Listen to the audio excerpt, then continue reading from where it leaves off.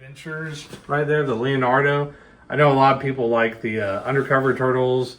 Just that one looks more cartoony to me. Star Wars 3-pack right here. This is the Android set. That's one of my favorite sets. More of the foreign figures that I grew up collecting. And it's just a super rare piece. Hey everyone, Shaun, owner of Dallas Vintage Toys. In this video, we're gonna walk through the shop and I'm gonna name off some of my favorite things that we currently have in the shop.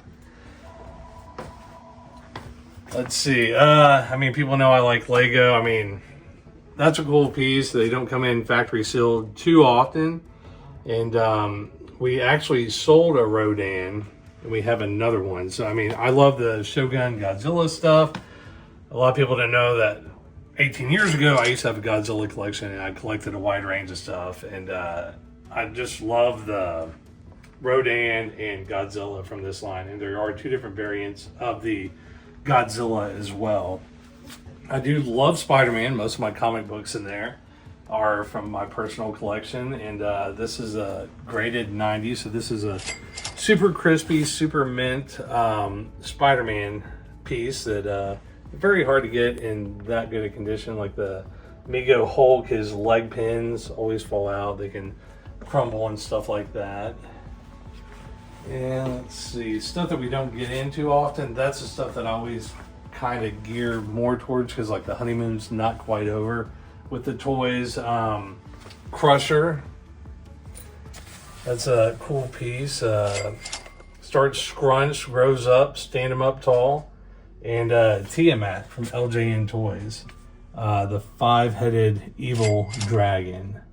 And that piece is graded. We don't get those in that often, even loose. So it's just cool to have in the shop while supplies last. And sealed $6 million men don't come in too often as well. I flew up to the East Coast for some Transformers that we have being graded. We do have a Jetfire being graded, but here we have a AFA 80. Jetfire right there. So if that doesn't sell, then we get our other one in. We will have two of them in the shop, along with about 80 something Transformers as well. I grew up collecting foreign figures when I was 12 in 92, so the Letty stuff is always near and dear to my heart. That is a Lily Letty Jawa that is carded, and I just like the different foreign language to it. Then we have a Tri-Logo Yak face right there. We had a carded Power of the Force Yak face, but that's gone. Then in Canada, Sears, they had the shrink wrapped figures on there. And that's Lobot Lando's Aid. And everyone knows that I love Astromech. So we have the Canadian carded wind up, and in Japan they had the Takara in the Takara baggie, and I believe the last R2D2 similar to that condition sold for about $20,000. Then I've had multiple Vlixes. I've had a few carded. I've had one of the first carded ones actually came from the Leonardo DiCaprio collection, and I've had the first shots, and that was from Glasslight in Brazil in 1988. They didn't make too many of them because they had hyperinflation, and the Ben Kenobi was never released as well. So those are super hard to find. It's cool to have it while it's still in stock. I have had a Turkish Uze Blue Stars before. That is one of the second hardest to find bootlegs, Headman being the first. And it is a snow trooper that is blue, and then the gun is white, so it's kind of like a reversal of the colors, because in the Kenner one, the rifle is blue and the figure is white. So those are super cool. Those usually sell for around 20 grand. The White Kate Bib Fortuna. So in the Toy Shop magazine back in the early 90s, I actually bought a loose Kenner bagged one. So I believe there are 2 to 3 known, maybe 3 carded examples, and the last one sold for right around $30,000. And then we have a factory sealed Droids A-Wing case. So it's a factory sealed case with 6 factory sealed Droids A-Wing fighters. And we had it graded, and we had the x-rays in front of it. So that is super cool, because finding factory sealed cases or just factory cases that are open is very hard to do.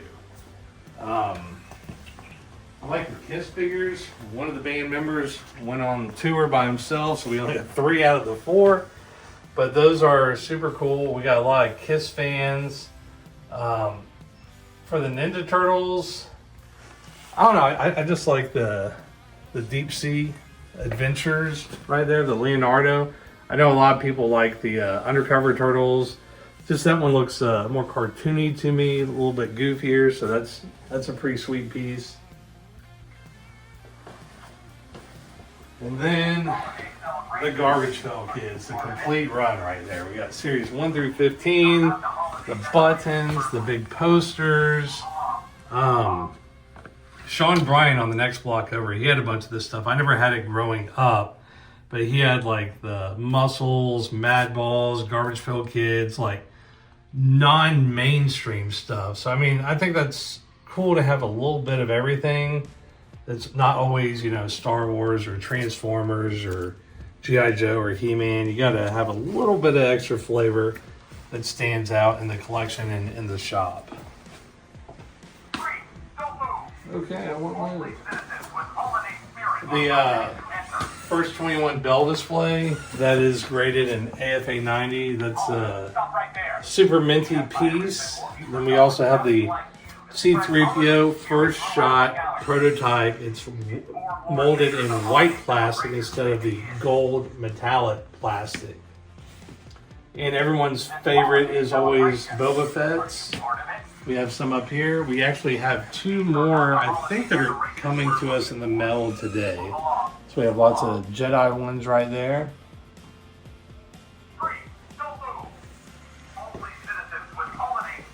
Then we have the Lily Letty Tusken Raider right here. So this was only made in Mexico, the 12-inch figure.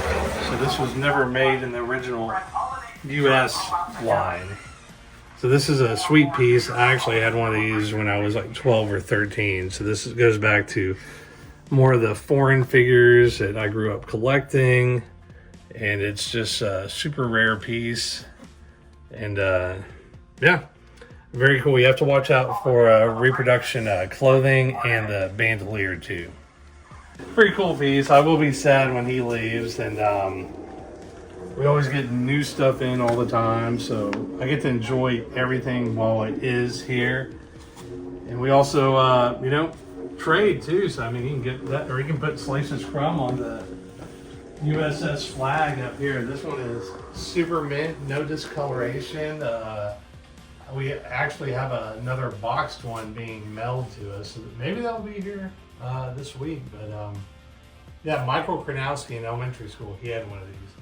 And what's funny is that he actually has been to the shop and he brought us some parts. And I was like, where's the rest of the flag? He's like, Mom and Dad put it on the front curb.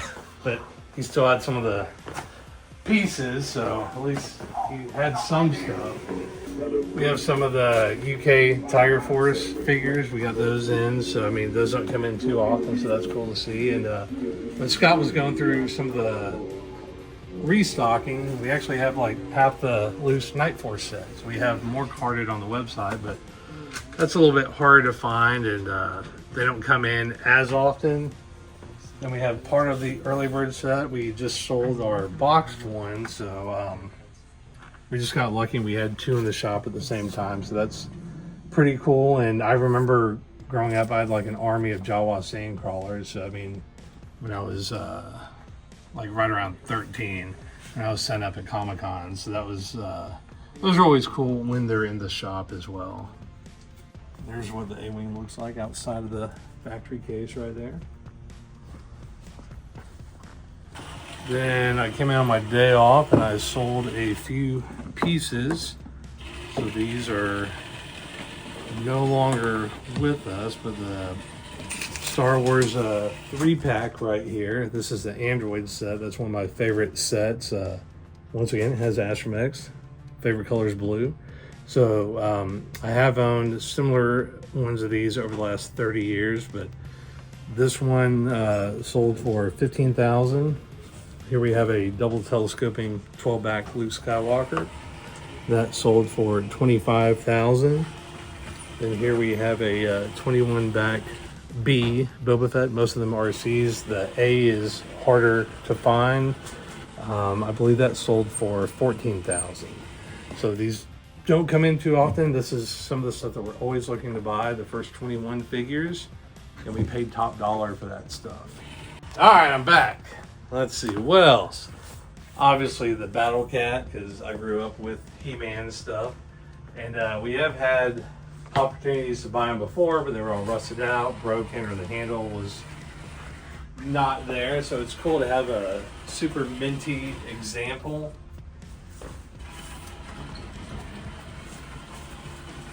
And then I always like the Fortress of Fangs, place that when they do come in and intact.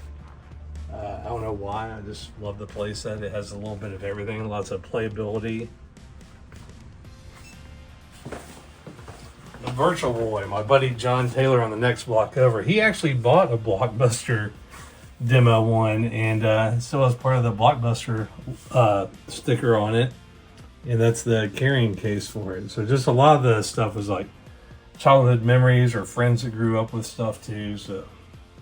So this was likely, they tried to take this off when Blockbuster was still around and they were just getting rid of the Virtual Boy. So you can't put too much blame on it. But for the viewers that don't know much about toys and are coming across this, what would you suggest if a vintage toy or vintage video game piece like this had a Blockbuster sticker on it?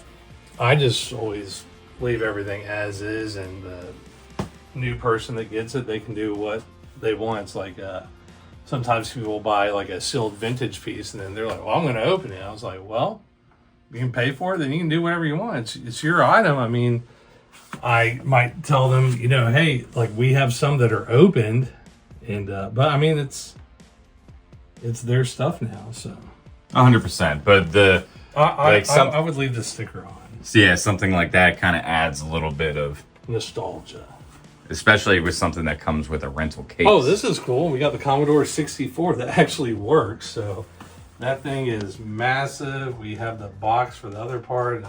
We have a game included with that. That's pretty cool. I forgot about that. That just came in.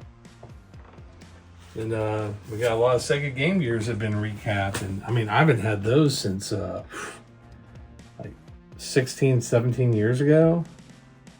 And I remember I had the 32X. I was one of the suckers that paid full retail. Then right after I bought it, they put it on clearance and canceled the whole run. So I was more of a Nintendo kid, but I did have the Sega 32X. I don't think I had the Sega CD, but...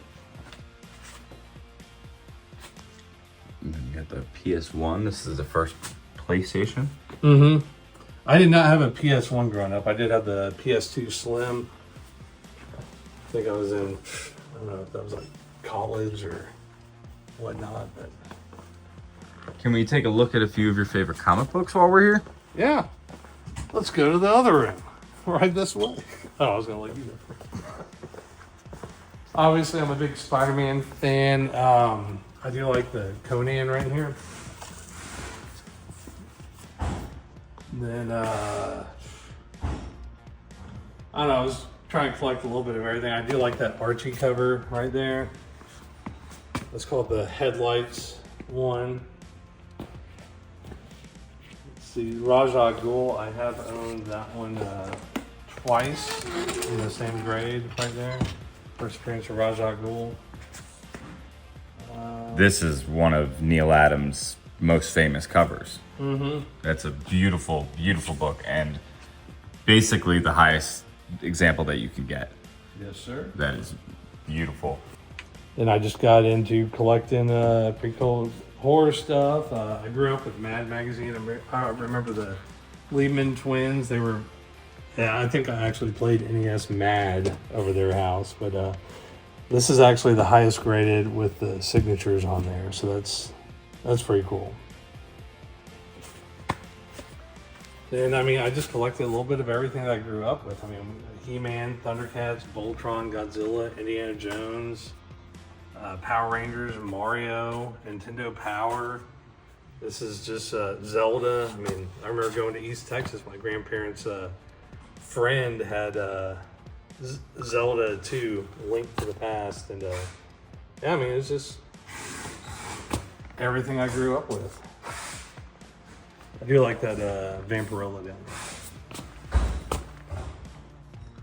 Now, does your memory serve you right? Do you know what the most expensive book that you have available is? Might be that Punisher. I think it was over here or over there. There it is, right there. So things do go up and down in value. I think I paid $32,000 for that, but I think we have it priced lower than that because I'm using the GPA analysis of current market prices. So sometimes it does hurt when stuff does go down, but if you want to sell it, you have to put it at current market conditions. But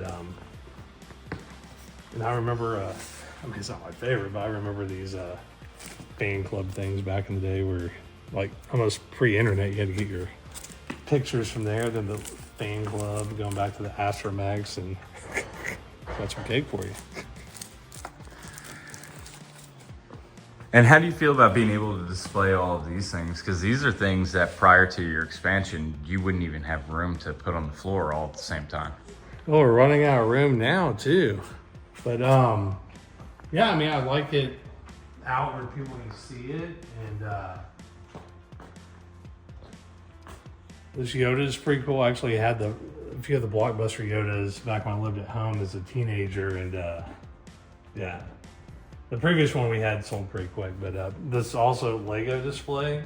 Once again, I love Lego stuff, and just the amount of minifigs, and it was also a Toys R Us store display, and they're not around anymore, so it's just cool having that piece. And I know people are gonna be like, "Oh, they're still around." Well, if you go to their store, it's like Reaction Toys and Pops and stuff like that. It's not the same that, you know, in the 80s and early 90s that we grew up with.